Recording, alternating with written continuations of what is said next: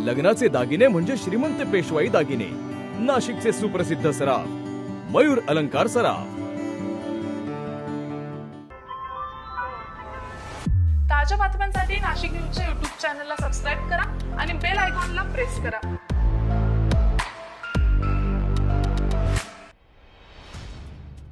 OBC नेते श्रावण देवरे यांनी त्यांच्या फेसबुक पेजवर मराठा समाजाच्या भावना दुखावतील अशा प्रकारची वादग्रस्त पोस्ट केलेली होती। या पोस्टनंतर नाशिकमधील संभाजी ब्रिगेड संघटना आक्रमक झाली। संभाजी ब्रिगेड आणि मराठा आंदोलकांनी एकत्र येत श्रावण देवरे यांच्या घरावर आंदोलन केलं। संभाजी ब्रिगेडचे कार्यकर्ते श्रावण देवरे यांच्या तोंडाला काळं फासण्यासाठी जाण्यापूर्वीच पोलिसांनी श्रावण देवरे यांना दोन समाजात तेढ निर्माण केली म्हणून गुन्हा दाखल करत ताब्यात घेतला।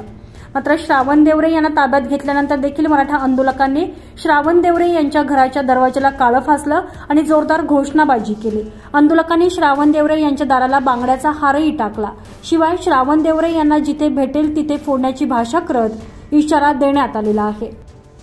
कुठेतरी मराठा द्वेष म्हणून इतका ठासून भरलेला मराठा द्वेष हा निषेधार्ह आहे। तुमच्यासारख्या विचारवंतानं मराठे हाके जर दारू पितात तर मराठे काही त्यांच्या घरातल्या महिलेच्या योनीतली टिंबटिंब पितात का, अशा पद्धतीचं लिखाण हे श्रावण देवरेंच्या वतीनं झालं। त्याचा निषेध नोंदवण्यासाठी आम्ही खरं तर त्यांना काळं फासायला आलो होतो, पण पोलीस या ठिकाणी येऊन इतकी तत्परता कशी दाखवतात हा प्रश्नचिन्ह आहे। या नाशिक शहरात इतके मोठे मोठे गुन्हे होत आहेत, त्याच्याकडे पोलिसांनी लक्ष देणं गरजेचं आहे। ही नीच प्रवृत्ती असलेल्या या श्रावण देवरेला कुठल्याही सिक्युरिटीची गरज नाही। भुजबळ साहेब, या माध्यमांमधून तुम्हाला आव्हान करतो, कधीही या चर्चेला 50% आज मराठा आरक्षणामध्ये कसा बसतो, मराठ्यांचं सरसकट ओबीसीकरण कसं होऊ शकतं हे तुम्हाला सहप्रमाण दाखवून देतो। पण तुम्ही सुद्धा इतकं द्वेषपूर्ण भाषण, आता तुम्ही जरांगे पाटलांविरुद्ध बोलायला लागला।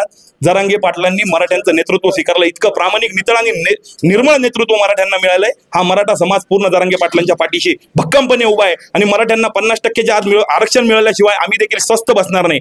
इथून पुढची भूमिका आम्हाला श्रावण देवरे जिथं भेटेल तिथे आमच्या स्टाईलमध्ये, संभाजी ब्रिगेडच्या स्टाईलमध्ये श्रावण देवरेला उत्तर दिलं जाईल। आणि श्रावण देवरेला आता सुद्धा तुमच्या माध्यमांमधून विनंती आहे का महिलांच्या बाबतीत, कुठल्याही महिला असतील त्यांच्या बाबतीत अशा पद्धतीचं लिखाण करणं चुकीचं आहे। तुम्ही जर स्वतःला विचारवंत म्हणवता तर तुम्ही अशा पद्धतीचं लिखाण करू नका। जाणीवपूर्वक एक मराठा चेहरा दाखवायचा, काँग्रेस शरद पाटलांचं वारंवार नाव घ्यायचं, फुले आंबेडकर चळवळ सांगायची आणि फुले आंबेडकरांची चळवळ सांगताना असं द्वेषपूर्ण लिखाण करायचं आणि विचारांचा मुर्दा त्या महापुरुषांचा पाडायचा, हेच श्रावण देवरेंच्या लिखाणातून दिसतं। या ठिकाणी त्यांचा निषेध व्यक्त करतो। भुजबळ साहेब, तुम्हाला देखील एक विनंती करतो का तुम्ही हेवीवेट नेते मानले जाता नाशिक जिल्ह्याचे, पण तुम्ही सुद्धा या कुत्र्याला, जो तुमच्या दरवाजा बाहेर बांधलेला कुत्रा आहे, त्याला आवरण्याचं काम करा, ही विनंती तुमच्या माध्यमातून करतो। थांबतो। जय जिजाऊ, जय शिवराय, एक मराठा लाख मराठा।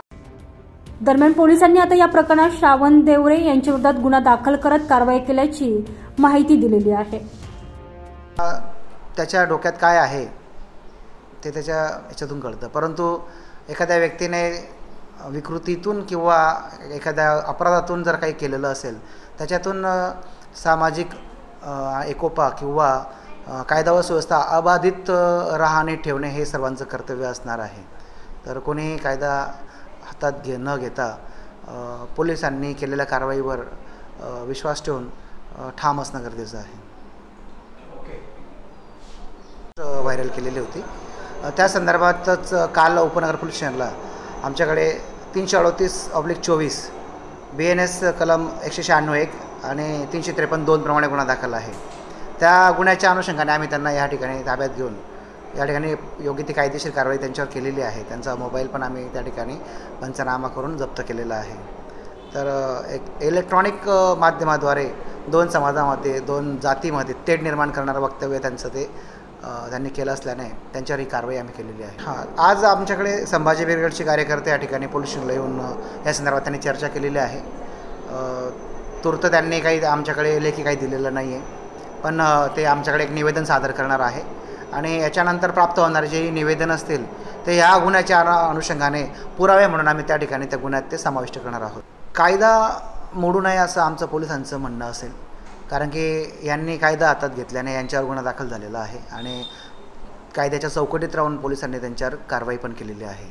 तर माझं एक सांगणं असेल की कायदेशीर कारवाई आपण त्यांच्यावर केलेली आहे, त्यामुळे पोलिसांनी केलेल्या कामगिरीवर सर्वांनी विश्वास ठेवावा।